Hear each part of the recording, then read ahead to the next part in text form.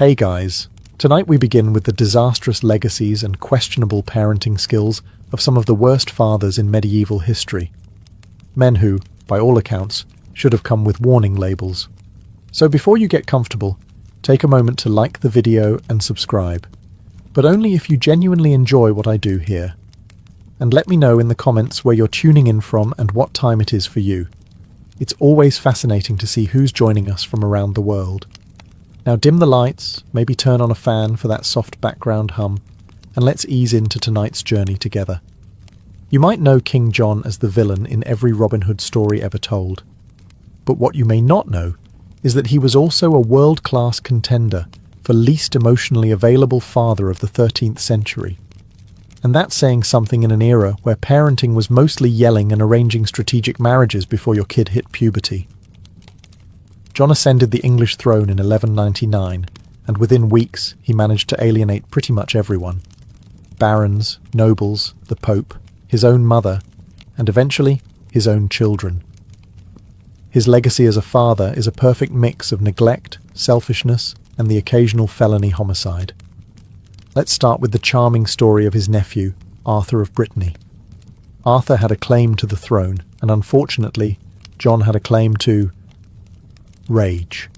So he captured the teenager and, allegedly, starved him to death in a castle dungeon. Parenting tip: if your solution to family rivalry involves medieval torture, you've probably crossed a line. But John didn't reserve his dysfunction for extended family. His own son, Henry III, inherited a realm so financially broken and politically unstable that it was basically the medieval version of a flaming trash cart. And to make things worse, John imprisoned Henry's mother, his own wife, for nearly a decade. Because nothing says domestic stability like locking up the mother of your heir in a tower while you lose wars. He taxed the nobles into open rebellion, lost most of his French territories in a single tantrum disguised as a campaign, and eventually got forced to sign the Magna Carta, which he immediately ignored, because rules are for peasants. To the outside world, John was a tyrant. But to his children, he was an absentee landlord with a temper and a crown. He wasn't nurturing. He wasn't wise. He was, at best, the medieval equivalent of a dad who misses your birthday because he's off losing Normandy again. So when we say worst dad in medieval history, John sets the tone. He didn't just fail at fatherhood, he weaponized it. Ivan the Terrible wasn't just bad at parenting, he set the bar so low it tunneled under the foundations of Russian history. Ruling as the first Tsar of all Russia in the 16th century, Ivan started his reign with ambition, reform, and decent PR. But by the time his children were old enough to talk, he had already entered his paranoid tyrant phase. It involved mass executions, secret police, and what modern experts would gently describe as deep trust issues. He fathered several children, but his relationship with his eldest son, also named Ivan, was the kind of disaster that makes modern therapy bills look like charity. The two had a famously tense relationship. The younger Ivan was smart, competent, and popular, which, in Ivan the Terrible's book, translated to deeply suspicious. Things came to a literal head in 1581, when father and son got into a heated argument. The reason? Ivan the Terrible had violently attacked his pregnant daughter-in-law, the younger Ivan's wife, for wearing inappropriate clothing, aka existing without his royal permission. The younger Ivan confronted him. Words were exchanged, voices raised. Then, in true overkill fashion, the elder Ivan struck his son across the head with his scepter in a fit of rage. His son fell, bleeding, dying. There's even a painting of the moment. Ivan cradling his son's lifeless body, wide-eyed in horror, finally realizing that maybe yelling less and not hitting your children with a metal rod might have been a better move. This was not just the death of a son, it was the death of Ivan's political future. His remaining heirs were weak and unfit to rule, setting the stage for the time of troubles, which is as fun as it sounds. Russia descended into chaos, famine, and succession crises, all because Dad couldn't keep his temper in check. Ivan's guilt didn't make him a better father. If anything, it made him worse. He doubled down on executions, imprisonments, and general psychopathy until his own death in 1584, which came, fittingly, while he was playing a game of chess. Probably cheating. In the medieval dad rankings, Ivan gets full points for drama, 0 for nurture, and a Lifetime Achievement Award in royal overreaction.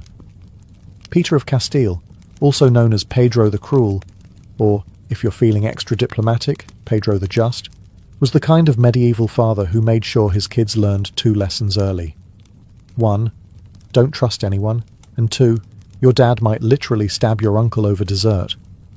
Peter ruled Castile in the mid-14th century, a time when royal family reunions were already tense without the added complication of surprise executions. He came to power as a teenager and quickly developed a reputation for mixing cold political calculation with impulsive bloodshed. Basically, imagine if your dad was both a chess master and a chainsaw. His parenting style? Let's call it low affection, high body count. Peter had numerous children by multiple mistresses, which, for a medieval king, was like collecting Pokémon. Expected, vaguely impressive, and ultimately not that useful if you couldn't remember their names. The problem was, Peter didn't treat them like heirs. He treated them like political scratch-offs. Maybe you'll get a treaty, maybe you'll get a dagger. His greatest contribution to bad parenting, though, was his relentless obsession with destroying his half-brother, Henry of Trastamara. Instead of doing what most medieval dads did, ignore their siblings and drink, Peter opted for war. Actual war. He blamed Henry for treason, conspiracies, and the general misalignment of the stars. And he didn't stop at petty insults. In a real family dinner gone wrong moment, Peter personally stabbed another half-brother, Fadrique, during a staged reconciliation. Let's hug it out apparently meant, let me hug you, with a sword.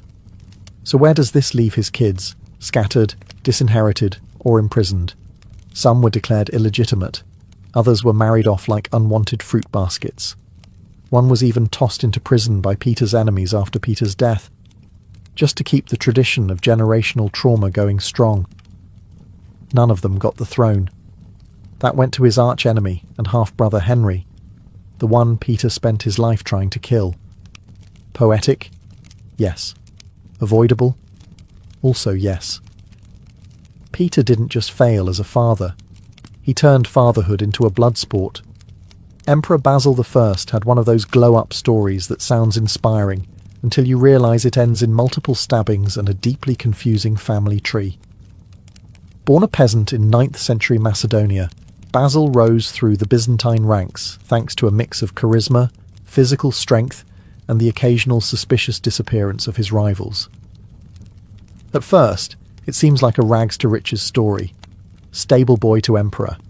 But somewhere along the way, Basil read the parenting manual upside down and decided that emotional bonding was optional, and assassination was just advanced family planning. Let's start with his rise. Basil cozied up to Emperor Michael III, allegedly becoming his wrestling partner, bodyguard, and possibly his lover. History gets a little blurry there. Michael eventually made Basil co-emperor, which was generous, if not fatally optimistic, because shortly after, Basil returned the favour by murdering Michael in his sleep and taking full control of the empire. Now, this alone doesn't make him a bad dad. That comes later, with Leo VI, Basil's supposed son. And I say supposed, because Basil never quite believed it. Leo was born while Empress Eudokia was still very close with Michael III, which led Basil to do what any paranoid emperor would do, raise the boy with a toxic mix of suspicion, rage, and emotional detachment so thick it could be used to build fortresses. Basil constantly undermined Leo, publicly questioned his legitimacy, and basically made every father-son interaction feel like a live episode of Who's the Real Dad? Medieval edition. When Leo tried to study philosophy, Basil banned books. When Leo showed signs of leadership, Basil responded by imprisoning his friends and treating him like a political threat, instead of, his child. And then, to top it all off, Basil had Leo's closest advisor tortured just to send a message. That message being, "I am deeply unwell and should not have children." By the time Basil died in a freak hunting accident involving a stag and a servant's belt, yes, really, Leo reportedly mourned with all the enthusiasm of someone attending a tax seminar. Basil the First. Excellent climber. Terrible dad. He built an empire, but couldn't build a functioning relationship with his own son. Philip IV of France, also known as Philip the Fair, not for his personality but for his cheekbones, ruled in the late 13th and early 14th century. And if there's one thing historians agree on, it's that Philip's parenting style made a stone wall look emotionally available. Philip was calculated, intense, and famously silent. His court was cold, disciplined, and efficient, like an early prototype for a corporate office where hugs were strictly prohibited and birthday cards were punishable by exile. He had 4 children, 3 sons and a daughter, and while he technically provided them with crowns, castles, and tutors, affection was less common. Think HR Performance Review energy, but with royal titles. But Philip's true claim to terrible dad fame lies in what became known as the Tour de Nesle affair, a scandal so messy it nearly tore the Capetian dynasty apart. Here's how it went. Philip's only daughter, Isabella, the future she-wolf of France, married Edward II of England and paid a visit home. During her stay, she noticed that 2 of her sisters-in-law, married to Philip's sons, seemed to be spending a little too much time with 2 knights from the same castle. Gossip turned into surveillance. Purses were swapped. Hairnets were found in the wrong bedroom. Isabella snitched. Philip acted. And when I say acted, I mean medieval CSI. He had the women arrested, their lovers tortured until they confessed, and the knights executed in a particularly graphic and public way. The princesses were imprisoned, permanently. One died in captivity. Another may have been quietly murdered. And the sons? Well, Philip publicly shamed their wives, but didn't exactly give his boys a pass either. The scandal undermined the royal image, and Philip's response was to basically shut down emotionally and go back to micromanaging his coinage reforms.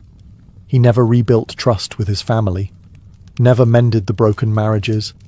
He just tightened control and glared harder. Classic Philip. In the end, all 3 of his sons became kings, briefly and mostly disastrously. It turns out that when you raise your heirs in a loveless royal icebox, they don't exactly flourish. Charles VI of France started out with every intention of being a good king. He was handsome, athletic, and well-liked. People called him Charles the Beloved. Unfortunately, halfway through his reign, the nickname changed to Charles the Mad. And for once, medieval nicknames weren't exaggerating. It began with small things: memory lapses, paranoia, the occasional screaming episode. Then came the infamous incident in 1392, when Charles suddenly turned on his own knights during a march and tried to murder them in the forest. He killed several men before being restrained, which was probably not the team-building exercise they'd hoped for. From there things spiraled. Charles began experiencing full mental breaks. At one point, he believed he was made of glass and would shatter if touched. He forgot his own name, his position, and, most relevantly, that he had children. Yes, Charles had 12 of them, but during his episodes he often didn't recognize them, or his wife, or the throne. For weeks or even months, he lived in a fog of delusion while France crumbled around him. Now, mental illness isn't inherently a crime, and Charles obviously suffered. But what earns him a spot in the medieval Bad Dad Hall of Fame is what his breakdown did to his kids. With their father unfit to rule, and their mother, Isabeau of Bavaria, constantly scrambling to keep the court functional, Charles's children became pawns in one of the ugliest power struggles in French history. Factions at court fought over who should control the king, and by extension, his children. His sons were shuffled around like royal luggage. His daughters were married off in desperate political alliances. One son, the future Charles VII, grew up surrounded by betrayal, humiliation, and English armies, and his father offered nothing but catatonic silence. By the time Charles VI died in 1422, France was in the middle of the 100 Years' War. Half the kingdom was occupied, and his son was fighting for legitimacy in a country that barely remembered what a stable monarchy looked like. Charles didn't intend to be a bad father, but his madness, denial, and absence left a vacuum, and his children grew up in the shadows of chaos. Sometimes the worst dad isn't the cruel one. Sometimes it's the one who's simply not there. Edward I of England, also known as Longshanks, was the kind of dad who believed in discipline, conquest, and absolutely zero hugs. He was tall, commanding, and terrifying in the way that only a medieval king with a temper and a sharp sword could be. He's famous for two things: building castles and breaking nations. He conquered Wales, waged war on Scotland, expelled the Jews from England, and probably kicked over your ancestors' favourite bucket just for looking at him sideways. But his greatest challenge wasn't on a battlefield, it was in the nursery. Enter his son, the future Edward II. Now, Edward II was everything Edward I was not: sensitive, artistic, emotionally expressive.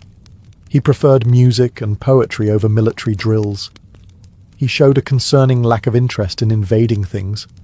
And worst of all, he surrounded himself with male companions that the court, and his father, did not approve of. This clash of personalities was a disaster waiting to happen. Edward I didn't just disapprove of his son's lifestyle, he was horrified. He frequently threatened to disinherit him.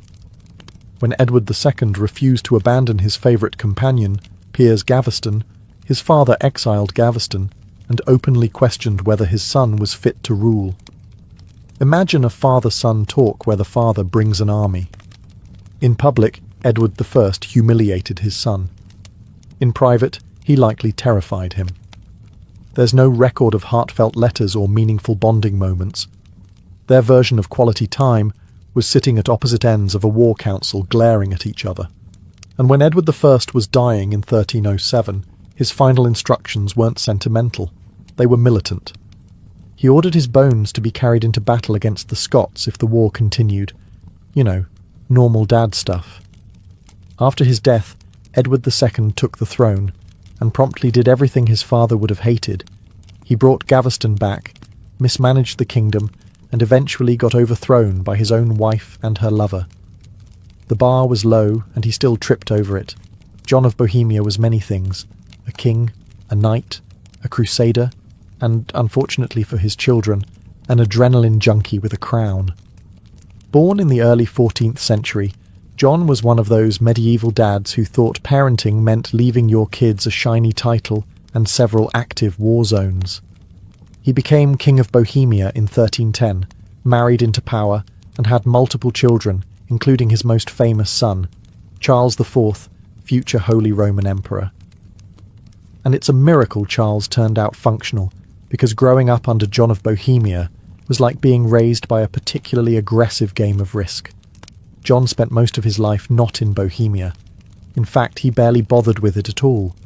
He preferred galloping across Europe on various military campaigns, sometimes for honour, sometimes for politics, and occasionally just because it was Tuesday.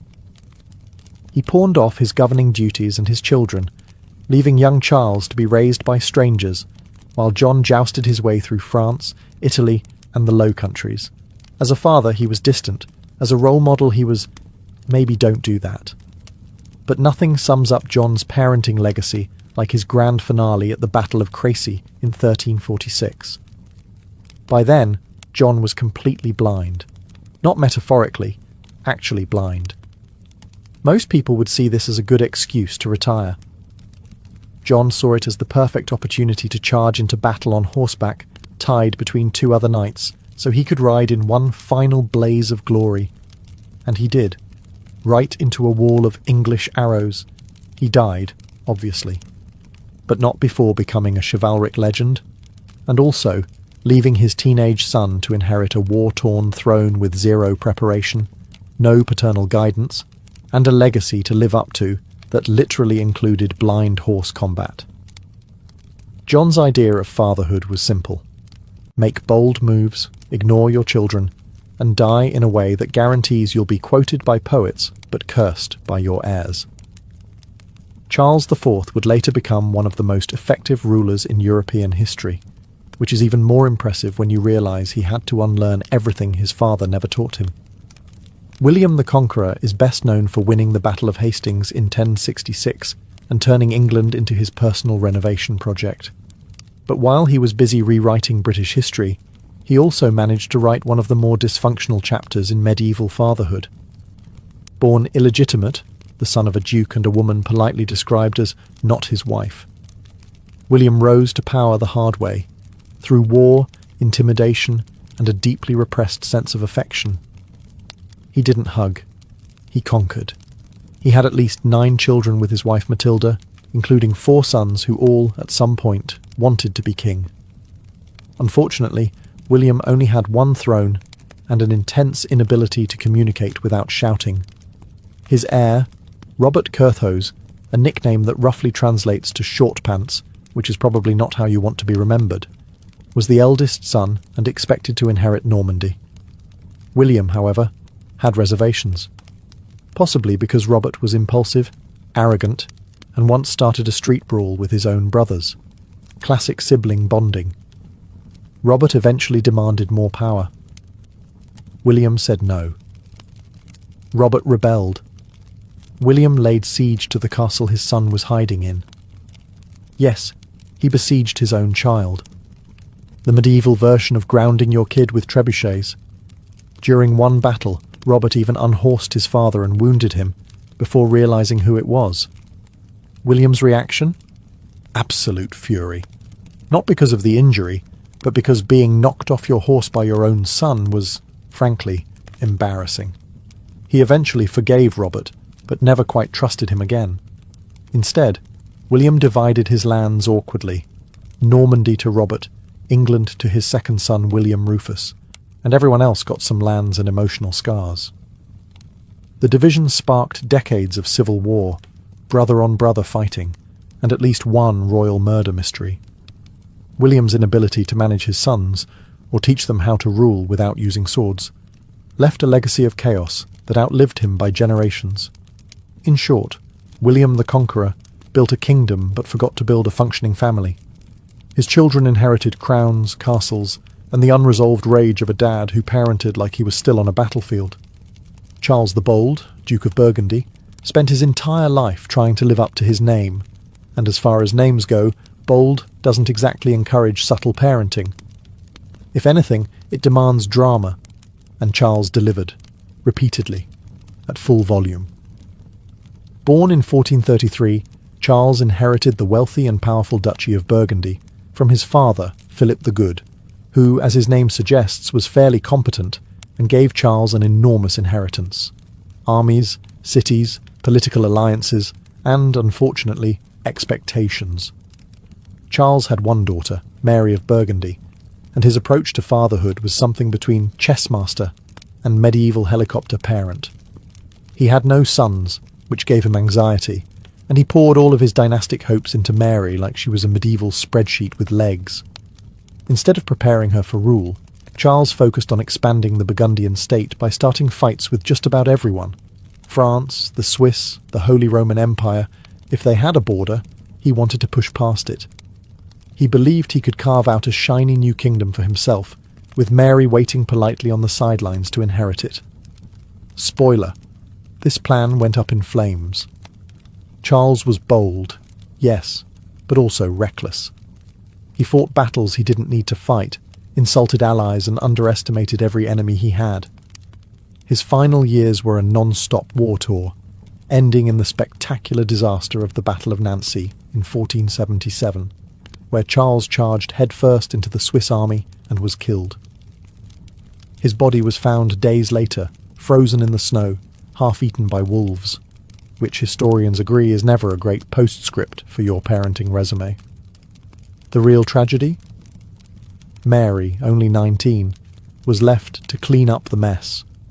With no preparation, no solid alliances, and every major European power now circling like vultures, she was forced to marry into the Habsburg dynasty to survive, a move that changed the course of European history and made Burgundy a battlefield for centuries. Charles the Bold didn't leave his daughter a legacy.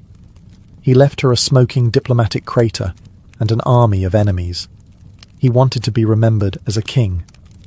Instead, he's remembered as a cautionary tale, and possibly wolf food. If Alfonso XI of Castile had been alive today, he'd have his own reality show, something like Keeping Up with the Illegitimates, or The Royal Bachelor, Iberian edition. Ruling in the first half of the 14th century, Alfonso was a skilled military leader who spent much of his reign fighting off Muslim forces in the Reconquista. On the battlefield, he was decisive and effective. At home, however, he was decisively disastrous as a father, especially if your name wasn't Leonor of Guzman. Let's explain. Alfonso married Maria of Portugal, a proper royal match designed to keep Iberian alliances clean and politically efficient. But Alfonso had zero interest in his wife.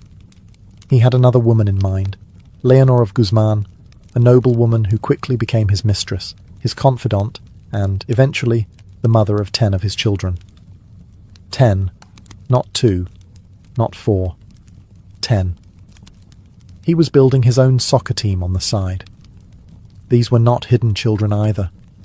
Alfonso flaunted them at court. He gave them titles. He gave Leonor estates. He treated the whole thing like a medieval Instagram feed.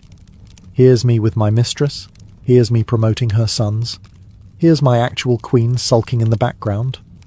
Maria, understandably, did not appreciate this. The real problem came after Alfonso's sudden death from the Black Death in 1350. His legitimate son with Maria, Peter I of Castile, later known as Peter the Cruel, spoiler alert, became king at the age of 15 and was furious about his father's favoritism. His first major act? Avenging his mother. Peter had Leonor of Guzman arrested and later executed. Not politely, not discreetly. It was brutal and public. The civil war between Peter's supporters and the children of Leonor, his half-brothers, raged for years. All thanks to Dad's inability to keep family and statecraft in separate bedrooms. Alfonso XI wasn't abusive or absent. He was excessively present in the wrong places. He loved his mistress, adored his illegitimate sons, and left his actual heir with nothing but resentment and a civil war waiting to happen. A strong king, yes, but as a father. Alfonso gets full points for reproduction, 0 for judgment, and a lifetime subscription to medieval family drama. Richard the Lionheart is one of those kings who got way more press than parenting time.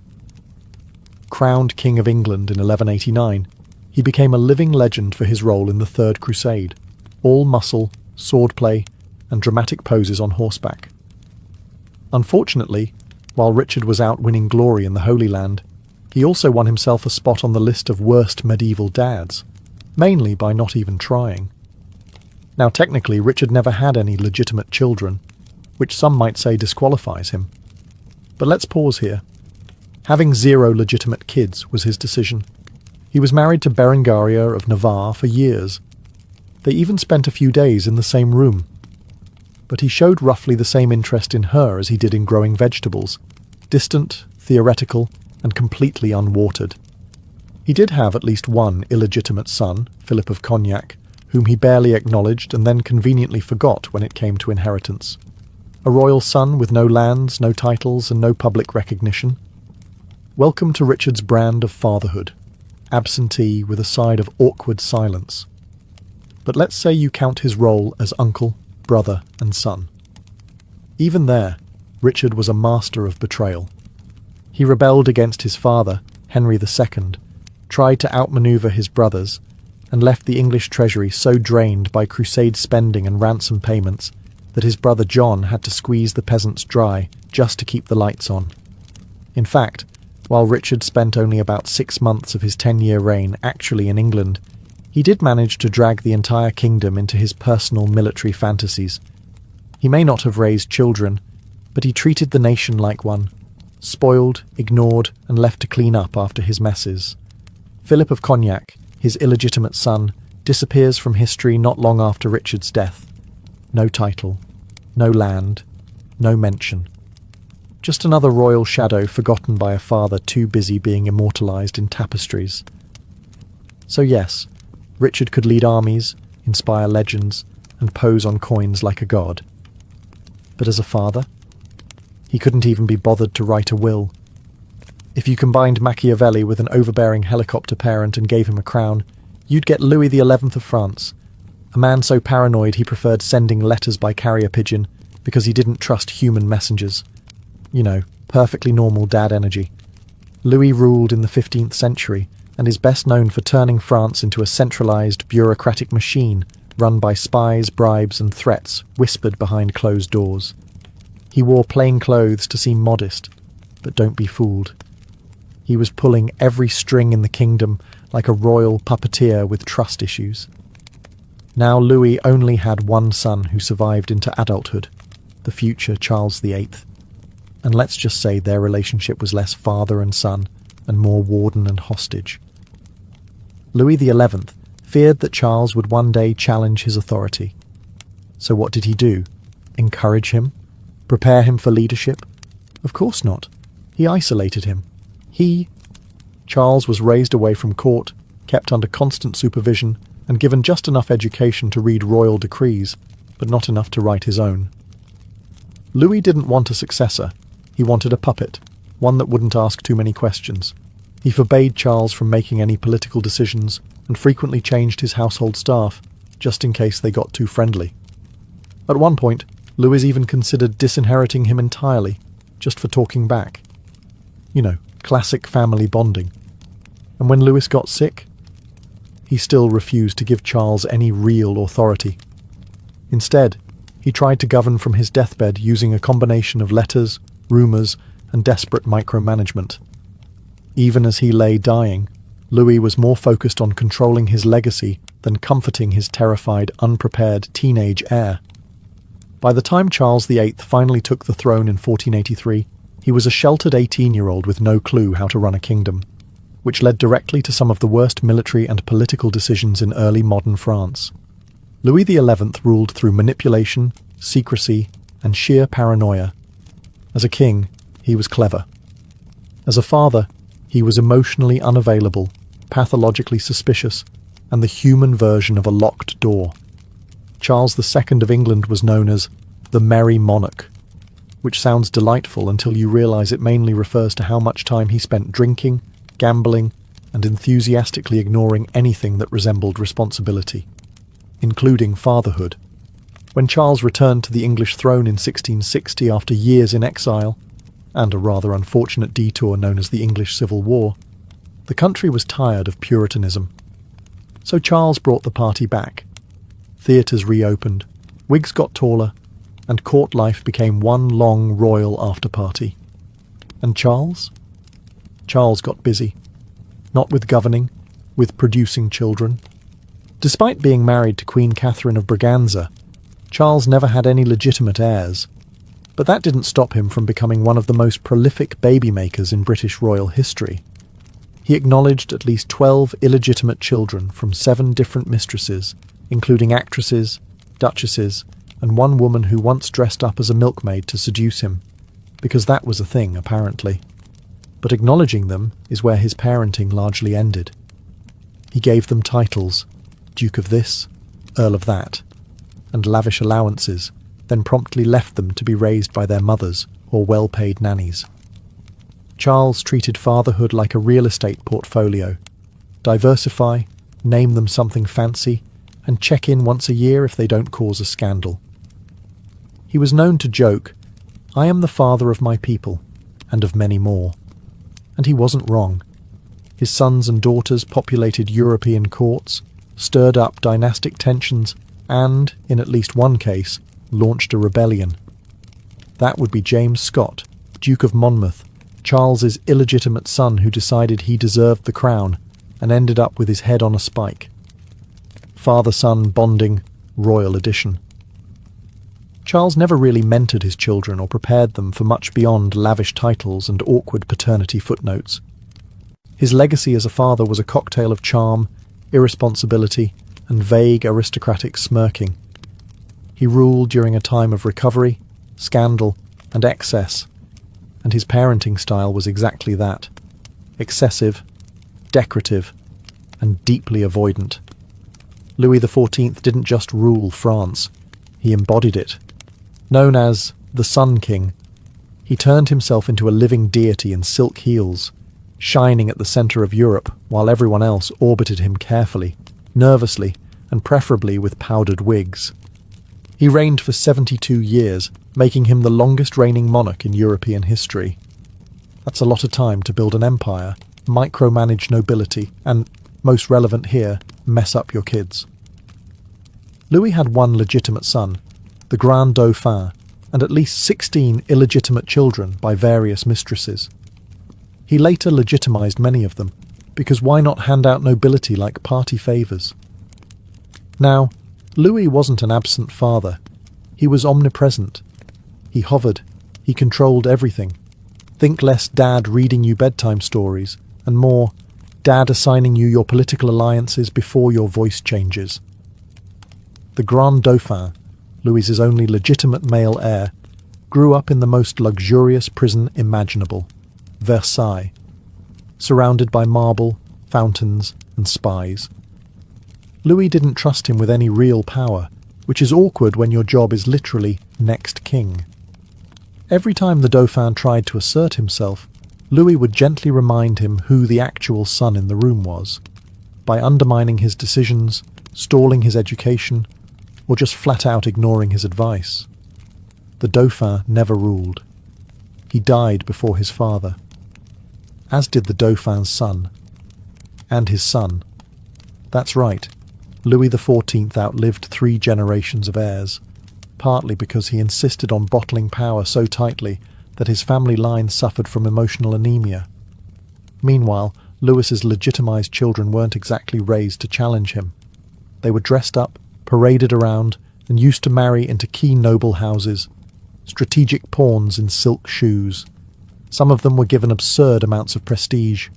Others faded into the background. None were allowed to outshine him, and most never dared to try. Louis wasn't violent or negligent. He was worse, suffocatingly sovereign. He raised sons and grandsons who bowed before him their entire lives, and had no idea what to do once he was gone. Long before satellites, Doppler radar, or hourly forecasts on your phone, the ancient Babylonians were already peering into the skies for answers. And not just out of idle curiosity. For them, predicting the weather wasn't a luxury, it was a matter of life and death. Crops, harvests, irrigation, and the very survival of cities along the Tigris and Euphrates rivers depended on how well these ancient people could read the signs of the heavens. Babylonian priests, known as Baru, took on the role of proto-meteorologists. But their weather app was the open sky, and their data was written in clay, literally. Thousands of cuneiform tablets unearthed from the ruins of cities like Nineveh and Babylon contain weather omens, sky patterns, and long-term observations passed down across generations. These weren't vague horoscopes either. These people catalogued what happened when clouds formed a certain way, or when lightning struck on a particular day of the month. A cloud forming in the west? That might mean a flood is coming. Thunder heard from the north? A sign of war? Red skies at dusk? Likely divine wrath, or at least a warning to prepare for crop failure. If a crescent moon glowed too brightly, it wasn't just pretty, it meant something serious, and the priests would consult older omens to decide what to do. But here's the twist. While it all sounds mystical, a surprising amount of it was based on observation and experience. Over centuries, the Babylonians noticed recurring weather patterns tied to lunar phases, planetary alignments, and solar events. Their weather omens evolved into probabilistic logic. If X happened in the sky, Y usually followed on the ground. And how did they track these phenomena? They climbed massive ziggurats, those iconic temple towers, where the views were unobstructed and ideal for spotting cloud formations, sunsets, lightning patterns, and celestial movements. Imagine standing atop a stone mountain, watching the horizon with trained eyes, looking not just for clouds, but for messages from the gods. To the Babylonians, weather wasn't just natural, it was political, spiritual, and terrifying. If your barley harvest failed because you missed a celestial omen, your people could starve, and your city could fall. The pressure on these skywatchers? Astronomical, literally. And yet, despite being surrounded by myths and gods, they were building something shockingly close to science. In ancient Egypt, the most important weather event wasn't rain or sunshine, it was the annual flooding of the Nile. This flood was no disaster, it was salvation. Without it, crops wouldn't grow, fields would dry up, and famine would knock at the door. But it had to be timed just right. If it came too early, planting would be impossible. Too late, and the growing season would be lost. So how did the Egyptians know when the flood was coming? They looked up, not at clouds, but at stars. Specifically, the heliacal rising of Sirius, the brightest star in the night sky. Every year, just before dawn, Sirius would appear on the eastern horizon, rising just ahead of the sun. To the Egyptians, this wasn't just a beautiful sight, it was a celestial alarm clock. Within days of its appearance, the Nile would begin to swell. They didn't stumble upon this by accident. Egyptian priests, known as Hour Watchers, had spent centuries tracking Sirius and other stars from their temple observatories. They used tall columns, marked with shadow lines, water clocks, and even small handheld instruments to measure time and stellar positions. Their goal wasn't abstract astronomy, it was agriculture. Lives depended on it. When Sirius rose, it also marked the Egyptian New Year, a sacred time of rebirth tied directly to the inundation. The gods they believed controlled this cosmic order. Sothis, the deified version of Sirius, was associated with Isis, the goddess of life and magic, who wept tears into the Nile, causing the flood. The mythology gave meaning, but the star gave the warning. Even their famous calendar system, based on 365 days, was built around these stellar observations. While other ancient cultures obsessed over the moon, Egyptians focused on solar and sidereal time, which allowed them to predict annual cycles with remarkable accuracy. And when the flood did arrive, it was measured using nilometers, stone columns placed in the river to monitor water levels. If the flood was too low, priests would warn of famine. Too high, and they feared destruction. But when it was just right, pharaohs held festivals, praising the divine order of the heavens. In short, Egypt didn't rely on weather forecasts. They relied on a cosmic dance between stars, gods, and the river that gave them life. To predict the future, they simply waited for Sirius to rise. High in the rugged Andes, where the air is thin and the clouds cling to jagged peaks, ancient Andean farmers faced a brutal reality. Weather determined survival. But without stars clearly visible year-round or sprawling rivers like the Nile, they had to develop their own systems. And surprisingly, some of their most trusted meteorologists had forelegs, fur, and hooves. In the Andean highlands, farmers carefully watched the behavior of llamas, alpacas, and even guinea pigs to detect coming weather shifts. If llamas rolled aggressively or changed their grazing patterns, that could mean a cold snap was on the way. When guinea pigs became more restless than usual, it was sometimes interpreted as a signal of incoming storms. Andean people believed animals, being more attuned to the earth, could sense subtle environmental changes before humans could. But it wasn't just about animals. These communities, especially the Quechua and Aymara peoples, combined animal observation with deep sky law and landscape awareness.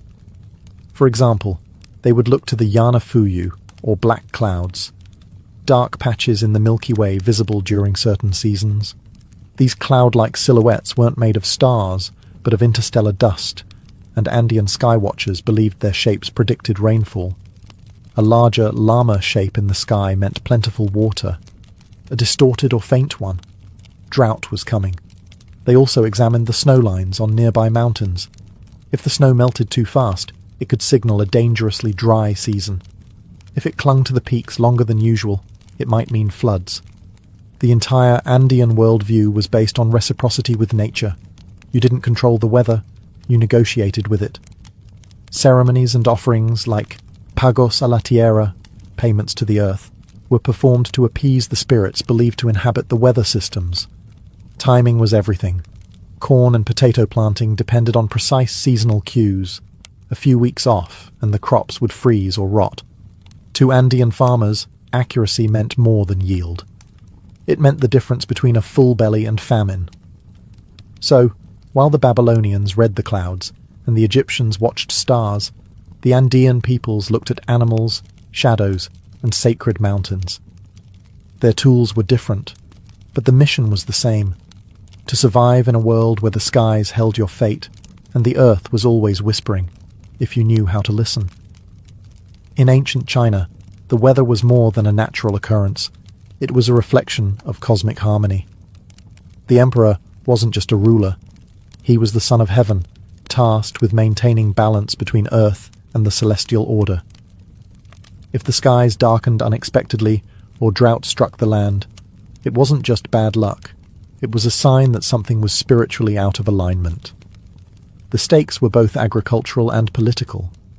Chinese weather prediction blended natural observation with philosophical cosmology. It all began with the 5 elements theory: wood, fire, earth, metal, and water, and the belief that these forces interacted with the yin and yang energies to influence everything, including the weather. A drought wasn't merely a dry spell, it meant an imbalance in the water element. A sudden storm, perhaps an excess of yang energy. But the Chinese didn't just theorize, they observed. Court astronomers and scholars meticulously recorded patterns in wind direction, cloud formations, seasonal temperatures, and rainfall. These records stretch back to at least the Shang dynasty, around 1600 BCE, when oracle bones were used to divine both royal affairs and climate conditions. Tortoise shells were cracked in fires, and the resulting lines were interpreted to predict rainfall or storms. Clouds were especially important. The ancient Chinese categorized them, no, not cumulus or cirrus, but as signs of the celestial dragons. Dragons represented the forces of water and weather, especially rain. A curling, snake-like cloud in the east? That meant good fortune and rain. Red clouds at dusk, on the other hand, were often seen as omens of war or unrest. They even developed early meteorological instruments. By the Han Dynasty, they were using water clocks and rudimentary wind vanes.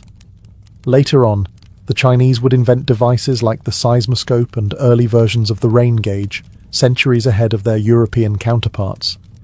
And when things went wrong, when floods wiped out villages or locusts followed droughts, it wasn't just a tragedy, it was an existential crisis for the emperor. These events could trigger revolts, as the people saw them as proof that heaven had withdrawn its mandate. The skies weren't just nature, they were law. So while the Chinese didn't rely on animals or just the stars, they had their own unique system, a marriage of empirical observation, philosophical balance, and dragon cloud poetry. And if you wanted to rule China, you'd better know what the wind was whispering. In ancient Greece, weather prediction began to peel away from the gods and steer towards something we'd recognize today: logic. That doesn't mean the Greeks abandoned divine explanations altogether. Zeus was still flinging thunderbolts. But a handful of thinkers began asking dangerous questions. What if the skies weren't ruled by temperamental gods, but by natural laws? Enter Anaximander, Aristotle, and a cadre of early philosophers who tried to explain weather without divine intervention. Anaximander, one of the earliest, proposed that rain and wind were caused by the sun evaporating moisture from the earth, a concept that wasn't terribly far from reality. Then came Aristotle, who basically wrote the ancient version of a weather textbook. Meteorologica. In Meteorologica, Aristotle didn't just describe clouds or rain. He tried to classify the entire natural world: winds, earthquakes, lightning, even celestial phenomena, based on observable patterns. He argued that air, water, earth, and fire combined in different ways to create storms, snow, and heat waves. Sure, some of it was wrong. He thought comets were dry exhalations that caught fire, but the effort itself was revolutionary. Greek farmers, meanwhile, didn't wait for Aristotle's lectures to finish before planting their olives. They relied on calendar-based knowledge, passed down through generations. One famous example is the Works and Days by Hesiod, a poetic farming manual written around 700 BCE. It told farmers when to plant, when to harvest, and what signs to watch for. If cranes were migrating south, winter was near. If Orion rose early in the morning, it was time to prune vines. The Greeks also paid close attention to wind patterns, especially sailors. The Etesian winds, regular summer winds in the Aegean, were predictable enough to plan voyages. Harbours, trade routes, and even temples were built with these patterns in mind. This kind of empirical, experience-based knowledge coexisted with more philosophical speculation. And yes, omens still played a role, particularly among rural folk. A howling dog at night or a moon ring could still send shivers down a farmer's spine. But compared to their neighbours, the Greeks made a bold leap. They believed nature could be studied, not just worshipped. In ancient India, predicting the weather was less about scanning clouds and more about understanding vast cyclical forces. The subcontinent's agriculture depended heavily on one thing: the monsoon. If it arrived late or brought too little rain, crops would fail. If it came too early or with too much intensity, floods would destroy entire villages.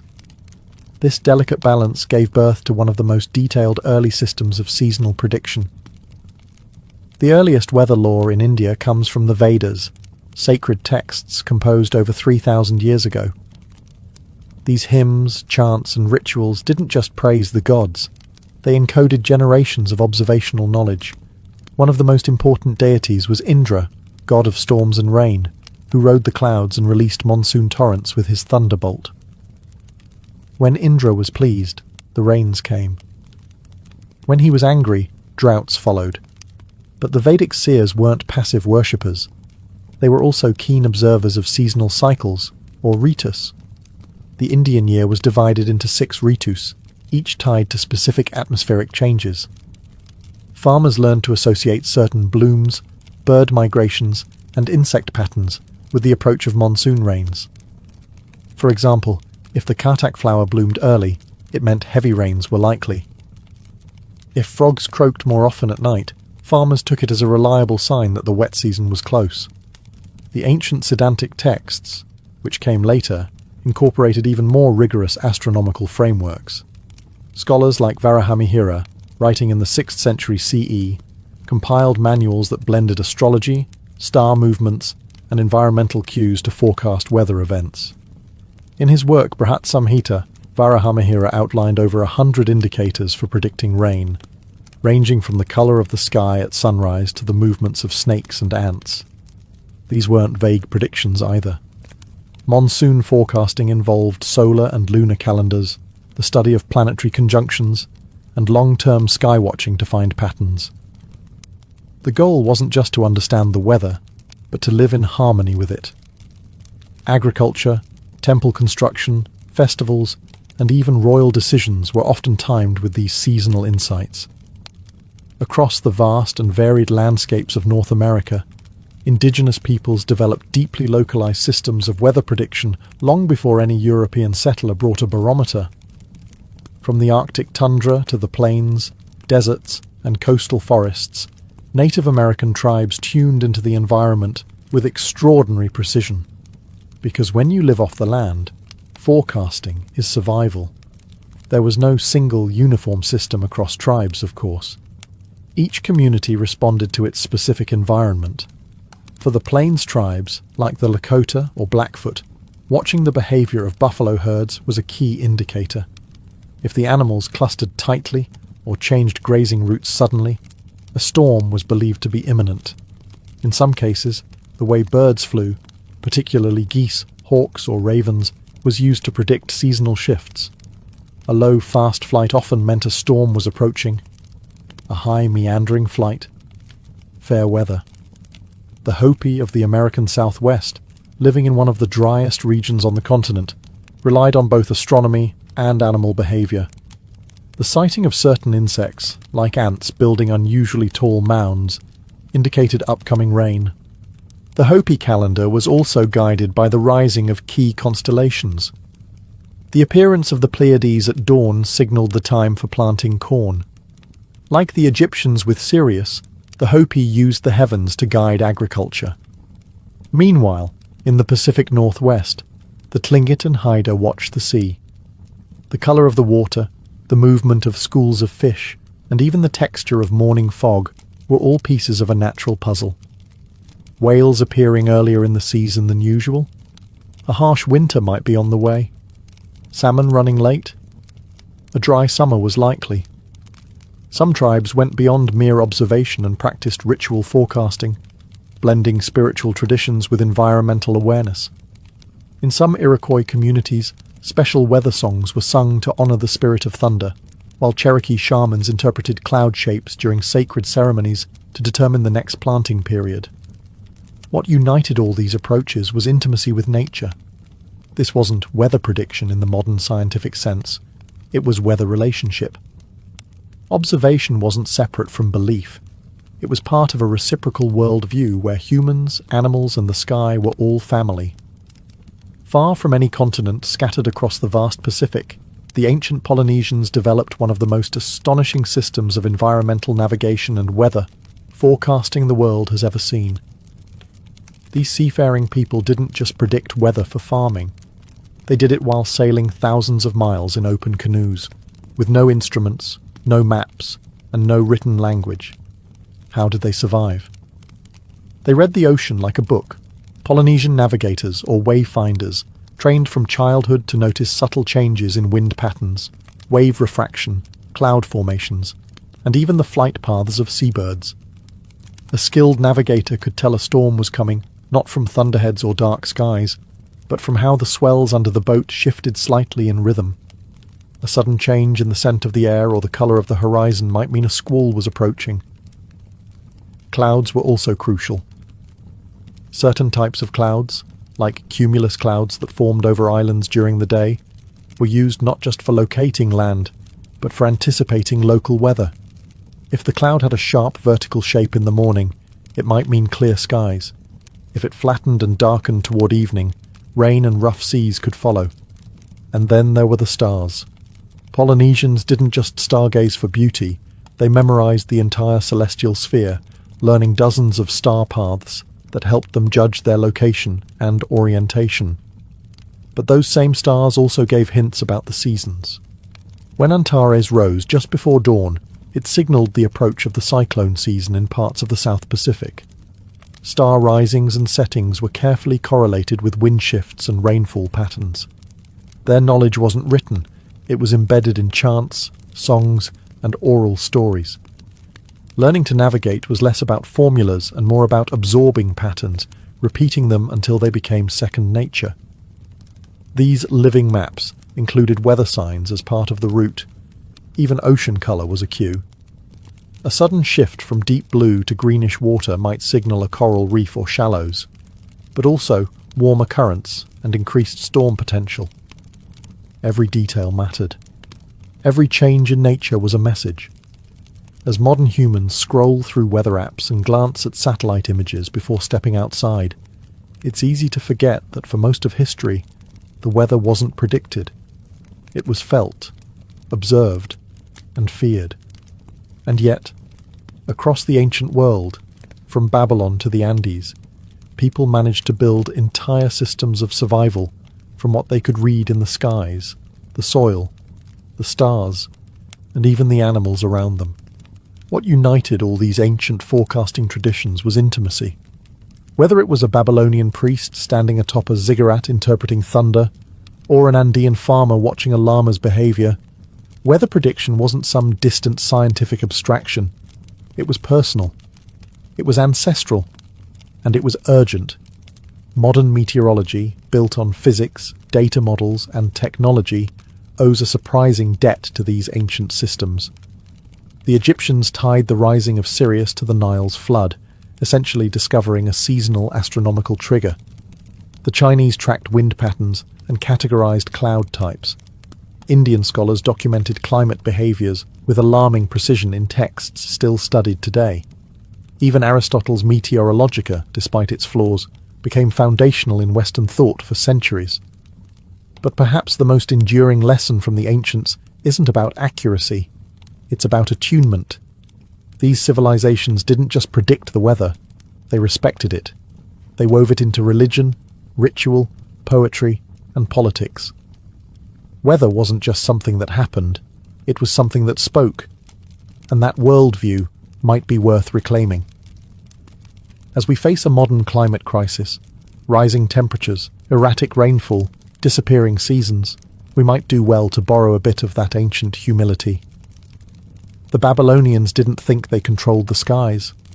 The Polynesians didn't try to dominate the ocean. They adapted, listened, and treated nature as a partner, not a problem. Today's forecasts can tell us if it'll rain next Thursday, but they can't tell us how to live with the land or how to pass that knowledge down through stories, songs, and signs. The ancients knew something we've largely forgotten, that survival isn't just about knowing the weather, it's about belonging to it. By the year 44 BCE, Julius Caesar was the most powerful man in the Roman world, and possibly the most dangerous. He wasn't born a king, but he acted like one. His meteoric rise from a bankrupt aristocrat to the apex of Roman politics had been paved with cunning, military brilliance, and just the right amount of ruthless charm. His greatest military achievement, the conquest of Gaul, turned him from a popular general into a living war god. For nearly a decade, Caesar had led Roman legions across what is now France, Belgium, and parts of Germany, amassing unimaginable wealth and loyal soldiers who would follow him into the underworld if he asked. When the Senate tried to strip him of command in 49 BCE, Caesar didn't retire quietly. He crossed the Rubicon River, a literal act of treason, and marched on Rome. It was the point of no return. In the ensuing civil war, he crushed his rival Pompey, scattered the Senate's forces, and eventually returned home to Rome, not just as a victor, but as a ruler. He was granted the title Dictator Perpetuo, dictator in perpetuity, a term that made traditionalists squirm. This wasn't just a temporary emergency measure. This was permanent, and that was a problem. Once back in power, Caesar began to reshape the state. He expanded the Senate, but filled it with loyalists. He reduced debts, restructured the calendar into what would become the Julian system, and offered citizenship to foreigners. He acted quickly and boldly, cutting through the old bureaucracy like a blade. To the common people, he was a hero. To the Senate aristocracy, a warning siren. They watched nervously as Caesar paraded through Rome in a purple toga, a colour reserved for royalty. They grimaced when he sat alone in a golden chair at the front of the Senate. Statues went up. Coins were minted with his face.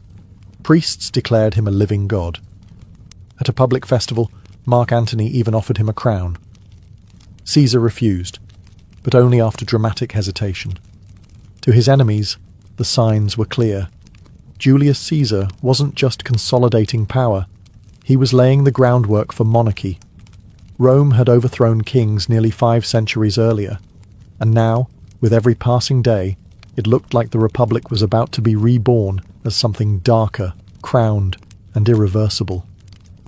While Caesar basked in glory, his enemies were sharpening their knives, figuratively at first, then quite literally. In the marbled halls of Roman villas and the smoky corners of taverns, whispers of discontent turned into concrete plans. To many senators, Caesar's concentration of power wasn't reform, it was tyranny. And tyrants, according to Roman tradition, could be removed. Permanently. The conspiracy didn't spring from the political fringes. It came from the heart of the Roman elite. Leading the charge was Gaius Cassius Longinus, a seasoned general and a bitter opponent of Caesar's centralization. But the real prize for the conspirators was someone far more symbolic: Marcus Junius Brutus. Brutus was no fringe radical. He was widely respected, famously stoic, and descended from Lucius Junius Brutus, the man who had helped expel Rome's last king centuries earlier. If Brutus joined the plot, it would no longer be treason. It would be tradition. At first, Brutus hesitated. Caesar had forgiven him for siding with Pompey during the Civil War, and even treated him like a surrogate son. But that closeness only deepened Brutus's internal conflict. Was loyalty to Caesar more important than loyalty to Rome? Cassius played on that tension skillfully, feeding Brutus flattery, logic, and just enough guilt to tip the scales. By early March, the core conspiracy group had grown to over 60 senators, including men who had previously enjoyed Caesar's favour. Some were driven by ideology, others by personal grudges or fear of losing influence, but they were all united by one belief: Caesar had gone too far, and the Republic could not survive his reign. They began meeting secretly in private homes and temples, debating the method, the moment, and, most importantly, the message. Caesar was set to leave Rome in a few weeks for a campaign in Parthia. If they didn't act soon, they feared he'd never return, or return with more power than ever. The window was closing. A public assassination would be risky, but it would also be symbolic. And what better place than the theatre of Pompey, where the Senate would meet on the Ides of March? March 15th. They chose daggers, not swords. Speed and surprise would be their only advantages. The conspirators were ready. The Republic, they told themselves, would be saved.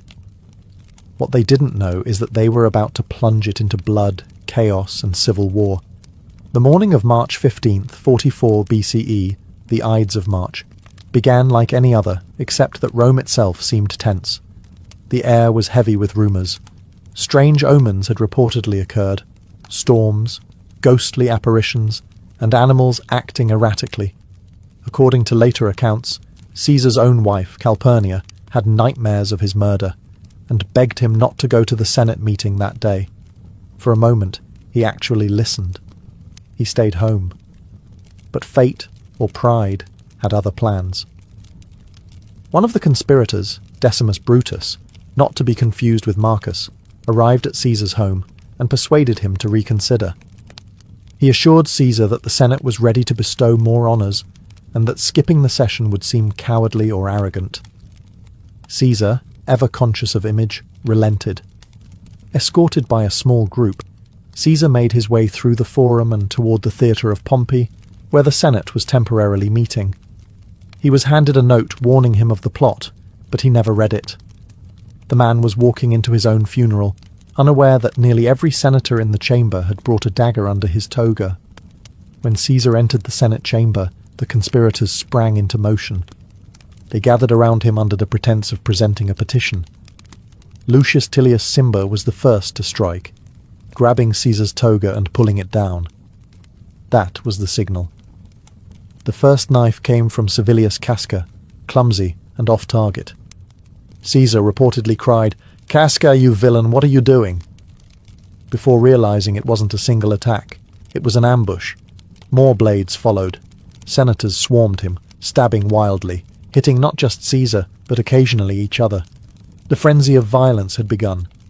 In all, Caesar was stabbed 23 times, though only one wound, likely the one to the chest, was fatal. According to legend, he did not resist after seeing Brutus among the attackers. His supposed last words, "Et tu, Brute?" "You too, Brutus?" have become myth, though ancient sources differ on whether he said anything at all. Some say he simply pulled his toga over his face in dignified silence. When the blood settled, Julius Caesar lay dead at the foot of a statue of Pompey the Great, his old rival. It was an eerie twist of fate. The tyrant had been slain. The Republic had been avenged. Or so the assassins thought. When the bloodied body of Julius Caesar hit the Senate floor, The conspirators believed they had saved the Republic. They expected applause, celebration, a grateful Senate, and maybe a statue or two in their honor. What they got instead was panic. As Caesar's lifeless form lay crumpled beneath the statue of Pompey, the chamber fell into stunned silence. Then chaos erupted. Some senators fled in terror, unsure who might be targeted next. Others stayed frozen, unsure whether to mourn or cheer. The assassins, still gripping their daggers, raised bloodied hands and declared they had liberated Rome from tyranny. But outside the chamber, the reaction was far colder and far more dangerous. The Roman people adored Caesar. He was the man who had fed them, entertained them, and promised them land and citizenship. He wasn't just a ruler. He was a populist icon. And now, a gang of elites, many of whom had previously benefited from his rule, had butchered him in broad daylight. There was no trial, no ceremony, just knives and betrayal. The crowd began to grow restless. When the conspirators emerged, expecting cheers, they were met with glares and muttered threats. Even Caesar's enemies didn't quite know how to respond. The Republicans had no clear plan for what came next. There was no successor, no governing council, no roadmap, just a political vacuum. In the hours following the murder, the conspirators retreated to the Capitoline Hill, fearing retaliation. Meanwhile, Mark Antony, Caesar's co-consul and longtime loyalist, moved swiftly to stabilize the situation. Though he had known about tensions, he wasn't part of the conspiracy, and now he held one of the most powerful offices in Rome. Antony brokered an uneasy truce. The Senate would not punish the assassins, and in exchange, Caesar's laws and appointments would remain intact. It was a delicate compromise meant to prevent civil war, but it didn't calm the people. It only delayed the explosion. Caesar's will was unsealed, revealing unexpected news. He had posthumously adopted his grandnephew, Gaius Octavius, later known as Augustus, as his heir. And more incendiary still, he had left generous gifts to the Roman citizens. The people were mourning. The assassins had no plan, and two ambitious men, Antony and Octavian, were about to weaponize Caesar's death. The Ides of March had killed a man. But it had awakened something far more dangerous, a power struggle that would tear Rome apart. If Caesar's assassination had stunned the Roman people, his funeral set them ablaze. Just days after the Ides of March, the city gathered in the Forum to mourn their fallen leader. Caesar's body lay in a gilded coffin, draped in purple and gold, displayed in front of Temple of Venus Genetrix, his claimed divine ancestor. Mark Antony, now firmly positioning himself as Caesar's political heir, stepped forward to deliver what would become one of the most famous orations in Roman history. It wasn't subtle. Antony didn't just mourn Caesar. He performed grief. He read aloud Caesar's will to the crowd, revealing that the dictator had left each Roman citizen a generous 300 sesterces and large public gardens from his private estates. The people were stunned. Even in death, Caesar was providing for them. Even in death, he was a man of the people. Then Antony raised the stakes. He lifted Caesar's blood-stained toga, tore it open to display the stab wounds, and pointed to each gash as if reading aloud a charge of treason. Some ancient sources say he even held up Caesar's corpse itself, turning the funeral into a brutal piece of street theatre. The crowd, already angry, became furious. What had begun as a mourning ritual now turned into a full-blown riot. The people rushed through the streets, seized benches and timber from surrounding buildings, and built a makeshift pyre in the Forum itself. As Caesar's body was set ablaze, chaos spread. The crowd turned on the homes of the conspirators, attempting to burn them down. Several were only saved by quick escapes or military protection. Rome was on the verge of civil collapse. The conspirators, now clearly out of favour, realised their worst fear. They had not killed a tyrant, they had martyred a legend. Antony emerged from the funeral as the city's de facto leader, his popularity surging. The Senate wavered, the people raged, and Caesar's young heir, Octavian, was quietly making his way to Rome to claim what had been promised to him. The funeral had not soothed the Republic. It had ignited a firestorm. The Ides of March had been an execution. But the funeral, that was the spark of revolution. Caesar was dead, but his legacy had become immortal, and now it was armed. When Julius Caesar named Gaius Octavius as his adopted son and heir in his will, most people didn't take the teenager seriously. He was just 18 years old, sickly, bookish, and untested. He had no army, no Senate seat, no real political clout. In short, he looked nothing like a threat. But Rome was about to learn that Octavian wasn't just Caesar's namesake. He was Caesar's spiritual successor in every sense. At the time of the assassination, Octavian had been studying in Apollonia, modern-day Albania, preparing to join Caesar on his upcoming Parthian campaign. When news of the murder reached him, he acted with startling speed and clarity. Ignoring advice to stay safe, he sailed straight to Italy and marched toward Rome, not as a general, but as Caesar's son. Not legally yet, but emotionally and politically, he claimed the legacy immediately.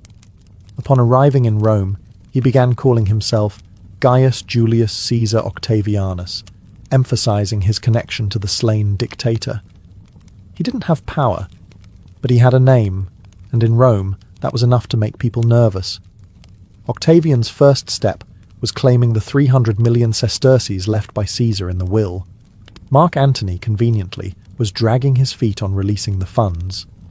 The Senate, still shaken by Antony's funeral theatrics, began to see Octavian as a potential counterweight. Octavian, ever the strategist, offered to pay the citizens from his own borrowed money, fulfilling Caesar's promises and winning the public's love. Next, he began courting Caesar's veterans. These were hardened men who had fought across Gaul and in the Civil War. They had adored Caesar, and now they saw his son as the next great hope. Octavian promised them land, money, and revenge. Slowly but surely, his support base grew. Mark Antony, meanwhile, was consolidating power but making enemies, particularly in the Senate. Tensions between Antony and Octavian simmered. It became clear that Rome wasn't big enough for both of Caesar's legacies. The Senate, ever opportunistic, began to shift its favour toward the young Octavian, hoping to use him as a blunt instrument to push Antony back into line. They underestimated him, because Octavian wasn't just a grieving heir. He was a political prodigy, patient, calculating, and utterly ruthless. And while Antony relished drama and spectacle, Octavian preferred quiet deals and long games. The boy no one took seriously was about to redraw the map of power in Rome. As tensions boiled in the aftermath of Caesar's murder, Rome hurtled toward another power reckoning. Mark Antony and Octavian were locked in a cold war, each claiming Caesar's mantle, each gathering armies, and each plotting how to control a republic spiraling into chaos. But neither man could yet go it alone. Enter the forgotten third pillar, Marcus Aemilius Lepidus, a seasoned general, and Caesar's former master of the horse. While less charismatic than Antony or Octavian, Lepidus still commanded legions and controlled parts of Spain and Gaul. In a moment of uneasy pragmatism, Octavian, Antony, and Lepidus struck a political bargain, the Second Triumvirate.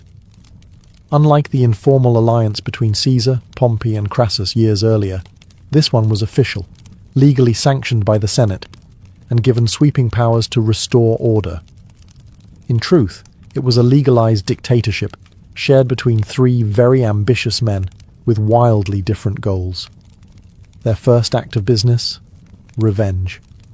The triumvirs launched a brutal purge of political enemies. They drew up prescription lists, names of senators, equities, and anyone suspected of opposing them.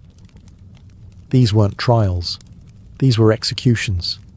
Land was confiscated, families ruined, and blood flowed in the streets of Rome. Even Cicero, the famous orator and outspoken critic of Antony, wasn't spared.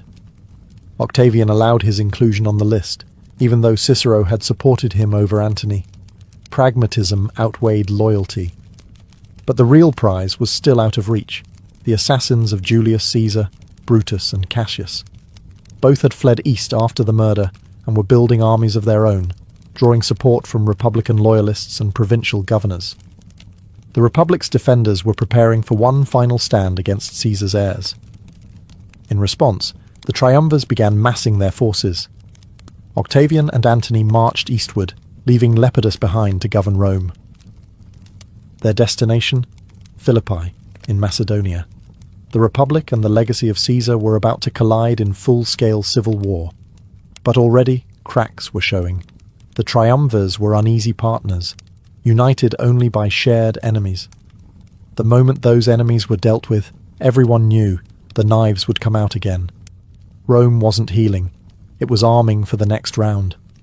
The Republic was dying, not with legislation or reform, but with swords, alliances, and betrayals. Just as Caesar had warned, the die is cast. In 42 BCE, the fragile Republic faced its final test on the plains of Philippi, in northern Greece. On one side stood Brutus and Cassius, the lead conspirators in Caesar's assassination. They now commanded a combined force of nearly 100,000 troops, backed by Republican senators and provincial allies. On the other side, the forces of the Second Triumvirate, Octavian and Mark Antony, united by vengeance and ambition. The stakes were colossal. This wasn't just about Caesar anymore. It was about the soul of Rome. Cassius and Brutus had the advantage of position and numbers. They fortified high ground and hoped to outlast their enemies. But Antony, the more seasoned general, proved aggressive and clever. On October 3rd, the first engagement broke out. Antony's forces broke through Cassius's lines. Believing Brutus had also lost, Cassius committed suicide on the spot, using the same sword he'd once turned against Caesar. But Brutus held firm, for a few weeks longer. On October 23rd, the second battle commenced. Brutus, without Cassius, and now heavily outnumbered, made a final stand. His troops fought valiantly, but Antony's cavalry outflanked them. As his army crumbled, Brutus withdrew, and like his co-conspirator, took his own life. His final words, a mix of regret and duty: "Virtue, you were a mere name." The death of Brutus marked the symbolic death of the Roman Republic. The ideal of shared governance, checks and balances, and senatorial rule was buried alongside him. With the victory at Philippi, Antony and Octavian emerged as masters of Rome. But their alliance, already built on necessity more than trust, began to strain immediately. Antony lingered in the east, growing closer to Cleopatra, Queen of Egypt. Octavian returned to Rome, consolidating his power and framing himself as the defender of Roman values. Back in the capital, Octavian pushed land reforms to satisfy Caesar's veterans, reshaped the Senate, and positioned himself as the calmer, more stable voice in contrast to Antony's exotic escapades. The civil wars were not yet over, but the dream of the old Republic was. The Senate was a ghost of its former self, and political power now belonged to those who commanded armies and loyalty. What began with the murder of one man had unravelled an entire system. The battlefield at Philippi didn't just bury Brutus and Cassius. It buried the Republic itself. With Brutus and Cassius dead and the Republic in ruins, Rome was left in the uneasy hands of two victors, Octavian and Mark Antony. But if history had taught the Romans anything, it was this: power never stays shared for long. At first, the Second Triumvirate limped forward. Octavian ruled the west, Antony controlled the east, and Lepidus was pushed into political irrelevance. The two main rivals pretended at cooperation, but beneath the surface they were manoeuvring for total control. The breaking point came not in Rome, but in Alexandria, Egypt.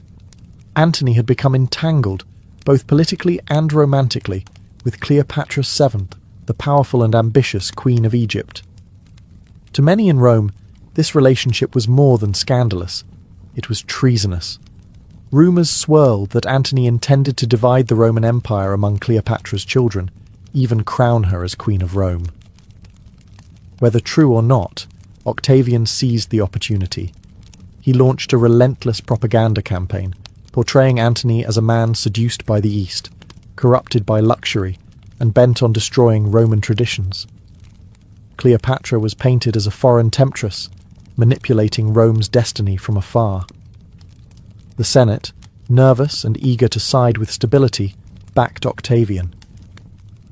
In 31 BCE, the two titans clashed at the Battle of Actium, a naval showdown off the western coast of Greece.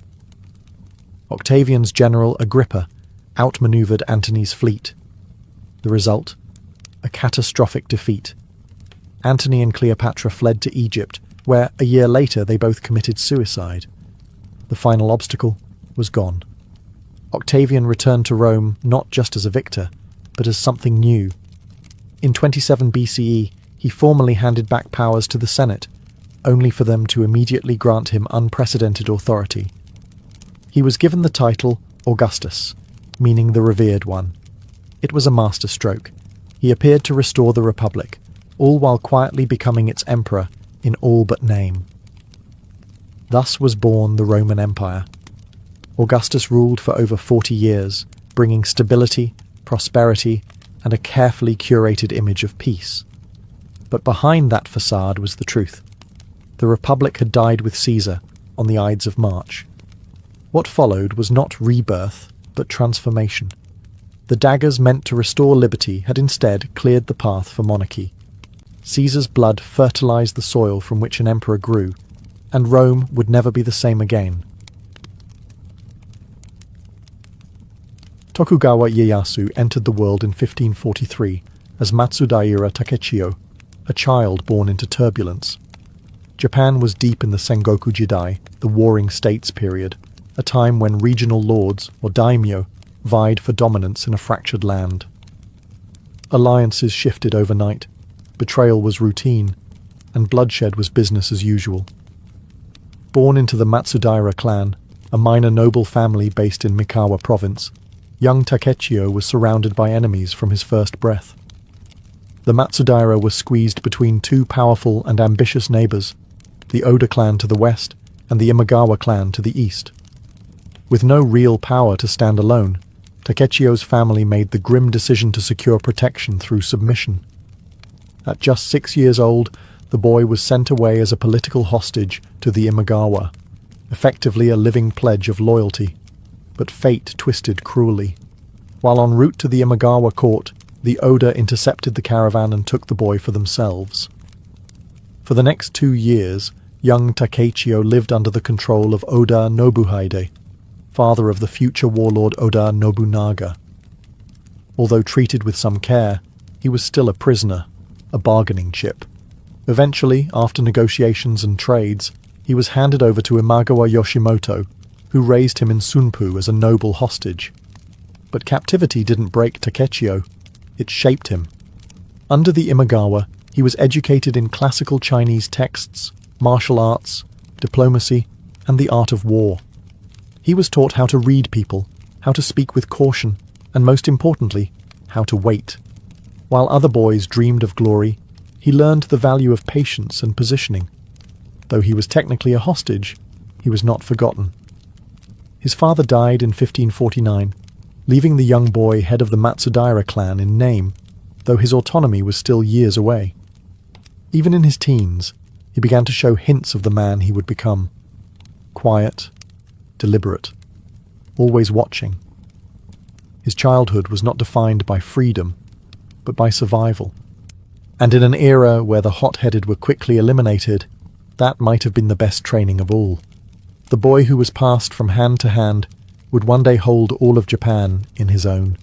By his early teens, Matsudaira Takechiyo, soon to be known as Tokugawa Ieyasu, was no longer just a pawn in political games. Though still technically a hostage under the Imagawa clan, he had begun to earn respect as a young warrior. He trained relentlessly in swordsmanship, archery, and horseback riding. He studied strategy, court etiquette, and governance. In 1556, at the age of 13, he underwent his coming-of-age ceremony and took the name Matsudaira Motoyasu. With the new name came new responsibilities and the right to lead men into battle. The Imagawa trusted Motoyasu enough to place him in command of small military expeditions. Despite his youth, he displayed an unusual combination of discipline, caution, and calm. He didn't seek glory in reckless charges. He preferred careful planning and decisive action. He was learning the art of war not through legend, but through experience. And in Sengoku, Japan, experience came with blood. In 1557, Motoyasu married the daughter of Sekiguchi Chikanaga, an Imagawa ally, further cementing his bond to the clan. Yet even as he played the loyal retainer, he never forgot his roots. His domain in Mikawa was technically under Imagawa control, but he still had ties to local retainers and vassals who longed for independence. Motoyasu would bide his time, just as he always had. The moment came in 1560, during the Battle of Okehazama. Imagawa Yoshimoto, confident in his growing power, launched an ambitious campaign westward, aiming to conquer Oda territory. The Imagawa army marched with pomp and arrogance, expecting an easy victory. But young Oda Nobunaga, then a relatively unknown warlord, sprung a surprise attack in the midst of a thunderstorm and slaughtered Yoshimoto and his men. The shock was seismic. The Imagawa were decapitated overnight. Their vassals, including Motoyasu, were left leaderless and vulnerable. But instead of panicking, Motoyasu made his move. He seized control of Okazaki Castle, his family's ancestral seat, and quietly declared independence. He returned to Mikawa not as a hostage, but as a rising daimyo in his own right. It was the first real step toward power. He had survived being a hostage, served under a collapsing regime, and now emerged as a player in his own right. The slow, careful climb of Tokugawa Ieyasu had begun. With the fall of the Imagawa clan after the Battle of Okehazama, Matsudaira Motoyasu, now asserting his independence, stood at a dangerous crossroads. His tiny domain in Mikawa was vulnerable to both internal rebellion and larger, hungry neighbours. But he didn't panic. He turned to an unlikely ally, the very man who had just destroyed his former overlord, Oda Nobunaga. In 1561, Motoyasu negotiated a formal alliance with Nobunaga. The terms were simple: mutual military support and recognition of each other's autonomy. As a sign of goodwill, Motoyasu even sent his son, Tokugawa Hidetada, to the Oda court as a political hostage, repeating the painful practice he had endured as a child. It was a reminder of just how fragile and transactional alliances were in Sengoku, Japan. To mark this new chapter in his life, Motoyasu adopted a new name, Tokugawa Ieyasu. The change wasn't just cosmetic, it connected him to an ancient and noble lineage, lending his rule a sense of legitimacy and destiny. It was a calculated move. The Tokugawa name would echo through history, but at this point, it was still an aspiration. Ieyasu spent the next 2 decades building his strength. While Nobunaga expanded rapidly, crushing rival clans and reshaping central Japan with fire and steel, Ieyasu took a more measured approach. He focused on consolidating Mikawa, instituting land reforms, calming rebellious vassals, and modernizing his army.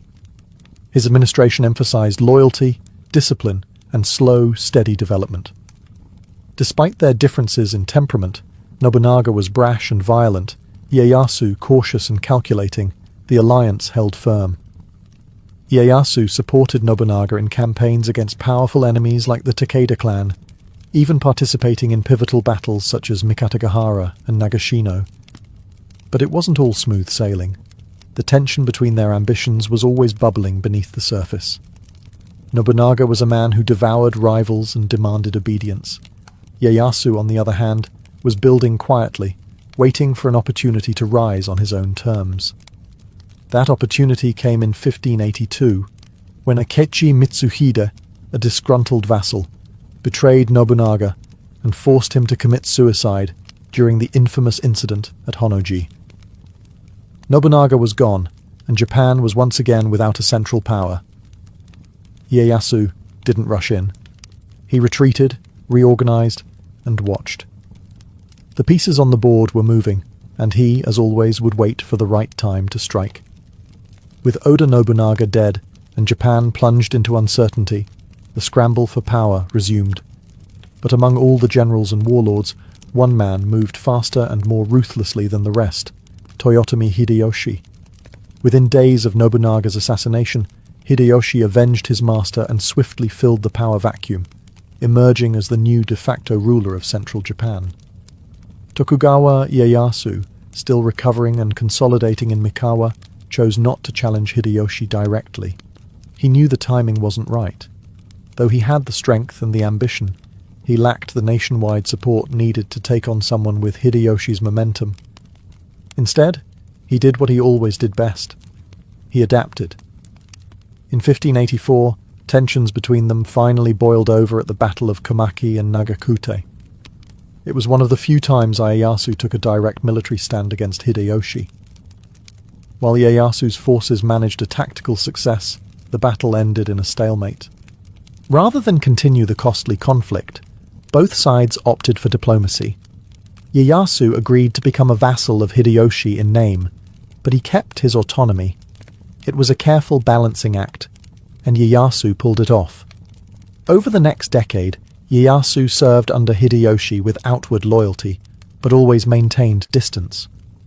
While Hideyoshi focused on ambitious projects like the Kyushu and Odawara campaigns, and later the disastrous invasions of Korea, Ieyasu quietly strengthened his own position.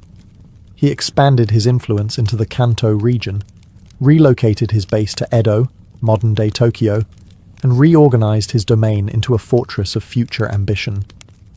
Ieyasu also kept a close eye on Hideyoshi's succession plans. Hideyoshi had no adult heir, and his young son, Hideyori, was barely a child when born in 1593. Sensing the long game, Ieyasu positioned himself as a stable elder statesman, ready to support the Toyotomi family when the time came. In truth, he was laying the groundwork for a future takeover. When Hideyoshi died in 1598, he left a council of 5 regents to govern until Hideyori came of age. Ieyasu was one of them, and the most powerful by far. He had waited, obeyed, and survived while others flamed out in glory. And now, as the old guard passed into legend, the patient man from Mikawa stood alone among giants, ready to make his move. The final act of unification was near. With Toyotomi Hideyoshi's death in 1598, Japan entered yet another uncertain chapter. His young son, Hideyori, was only 5 years old, and a council of 5 regents, composed of powerful daimyo, had been appointed to safeguard his legacy. But one of them, Tokugawa Ieyasu, had no intention of playing nursemaid to another man's dynasty. Ieyasu wasted no time consolidating power. He strengthened alliances, married off his daughters to key daimyo families, and began openly ignoring the council's decisions. The balance of power shifted, slowly, then suddenly, as more lords began siding with the Tokugawa. Ieyasu wasn't just the most senior of the regents, he was the wealthiest and most politically savvy, and everyone knew it. Meanwhile, opposition gathered behind Ishida Mitsunari, a loyalist to the Toyotomi cause, and a court official with little battlefield experience, but plenty of ambition. Ishida accused Ieyasu of violating Hideyoshi's will, and began rallying daimyo under a banner of defending the Toyotomi legacy. Many of these lords didn't particularly love Hideyori, but they feared Ieyasu more. Lines were drawn. Japan was again hurtling towards civil war. In 1600, Ishida launched a preemptive strike, hoping to crush Tokugawa before he could fully mobilize. Ieyasu, ever patient, had anticipated this. He gathered allies under what would be known as the Eastern Army, while Ishida commanded the Western Army. Nearly 160,000 troops would face off in what would become the largest and most decisive battle in Japanese history. But Ieyasu had one more weapon: deception. He secretly negotiated with daimyo within Ishida's ranks, including Kobayakawa Hideaki, who was promised lands and rewards in exchange for betrayal. On the eve of the conflict, the future of Japan would hinge not just on swords, but on who could be convinced to switch sides at the right moment. As the armies gathered near a foggy crossroads in Sekigahara, few could predict what the next day would bring. For some, it was a final stand for tradition. For others, it was just another civil war.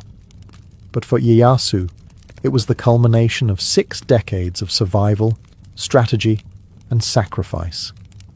If he won here, the dream he had quietly nurtured since childhood would finally become reality, a Japan united under his rule.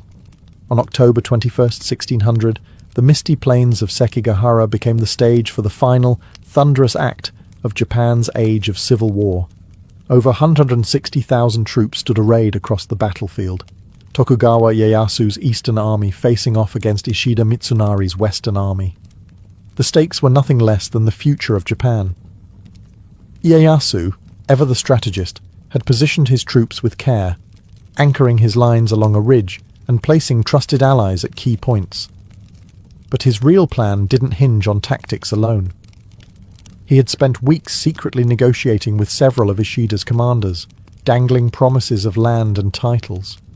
The most important of them all was Kobayakawa Hideaki, whose betrayal would tilt the balance. As the morning fog lifted, volleys of gunfire and arrow showers marked the brutal beginning. The two armies clashed violently, with neither side gaining a clear edge.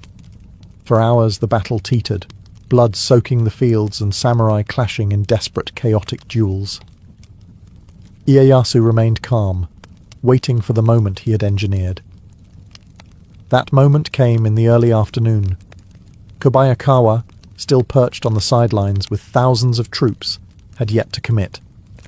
Ieyasu, frustrated, ordered his musketeers to fire on his position, not as an attack, but as a wake-up call. The message was clear: act now, or be crushed. Kobayakawa made his move. His forces suddenly turned on the Western Army, slamming into the flank of Ishida's men. The effect was immediate and devastating. Panic spread, cohesion broke, and other wavering commanders followed suit. What had been a balanced battle turned into a slaughter. Ishida fled, but was soon captured. Many of his allies were hunted down and executed. Those who survived lost their domains or were forced to submit to Tokugawa authority. The Eastern Army had triumphed, not just by numbers, but through timing, manipulation, and sheer psychological mastery. The victory at Sekigahara wasn't just a military win, it was the final nail in the coffin of the fractured Sengoku era. Ieyasu had eliminated his last major rivals. He didn't just win a battle, he seized control of Japan. Now he didn't have to wait anymore. The throne of power, long contested, was finally his. All that remained was to make it official, and Ieyasu, patient as ever, was ready to shape Japan into something new, under his unshakable rule. Victory at Sekigahara gave Tokugawa Ieyasu control of Japan in practice, but not yet in title. For 2 years, he worked quietly behind the scenes, restructuring power, redistributing fiefs, and rewarding loyalty while punishing defiance. His most dangerous opponents were eliminated. The rest bent the knee. Yet Ieyasu knew that military dominance alone wasn't enough. He needed legitimacy. In 1603, the final reward came. At the age of 60, Ieyasu was officially appointed Sei Taishogun, barbarian subduing great general, by the emperor in Kyoto. It was the same title that Minamoto no Yoritomo had held centuries earlier. But unlike his predecessors, Ieyasu had no intention of stepping down. He had not waited 6 decades to let go now. The Tokugawa shogunate was born. Rather than rule from Kyoto, the symbolic heart of the imperial court, Ieyasu made his capital in Edo, a fishing village he had transformed into a military and administrative hub. Edo, modern-day Tokyo, would become the seat of power for the next 2.5 centuries. Ieyasu wasted no time building an infrastructure of control. He implemented a centralized bureaucracy, placed trusted vassals in key regions, and established a strict social order that locked people into their roles: samurai, peasants, artisans, merchants, with limited mobility. Every class knew its place, and every daimyo knew who was watching. One of Ieyasu's most brilliant policies was the Sankin Kotai system, which required daimyo to spend alternating years in Edo and leave their families behind as virtual hostages when they returned home. It drained their coffers and prevented rebellion, all while boosting the economy through constant travel and infrastructure maintenance. But Ieyasu didn't stop at political and economic reform. He also curbed religion, especially Christianity, which he saw as a destabilizing foreign influence. Missions were expelled, churches destroyed, and persecution began in earnest. Japan would increasingly close itself off to the outside world, just as it was solidifying internal peace. Though officially shogun, Ieyasu would abdicate in 1605, passing the title to his son Hidetada. But the move was symbolic. He remained the true power behind the curtain, ensuring a smooth transition and solidifying Tokugawa dominance. He had waited a lifetime for the throne. Now he ruled from the shadows, with more control than any emperor ever had. The warlord was gone. In his place stood a statesman building an empire. Though Tokugawa Ieyasu had claimed the title of shogun and passed it to his son, one threat still loomed: a child born of the old regime. Toyotomi Hideyori, the son of the late Hideyoshi, had grown into adulthood, and with him a potential rallying point for those still loyal to the Toyotomi legacy. He lived in Osaka Castle, the strongest fortress in Japan, surrounded by a growing circle of discontented ronin, former retainers, and anti-Tokugawa factions. Ieyasu, now in retirement but still the real power behind the shogunate, watched this with deep suspicion. Publicly, Hideyori had done nothing overtly rebellious, but rumours swirled. Disaffected samurai travelled to Osaka. The castle stocked supplies and weapons. Messages to other domains hinted at political manoeuvring. It didn't take much for Ieyasu to decide. Hideyori had to be neutralized, permanently.